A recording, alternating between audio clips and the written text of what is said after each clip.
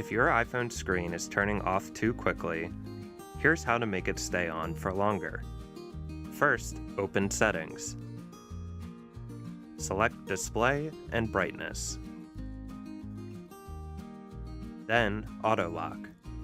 Here, you can choose anywhere from 30 seconds to 5 minutes for your screen to stay on. The default setting is 30 seconds. If that timing is too short for you, you can choose a longer duration, such as 3 minutes.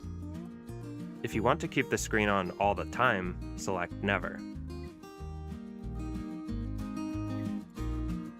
If the auto lock is grayed out, your iPhone is probably in low power mode. You'll know low power mode is active when the battery icon in iOS's status bar changes to a yellow color. To turn off low power mode, go back to Settings. Then select Battery.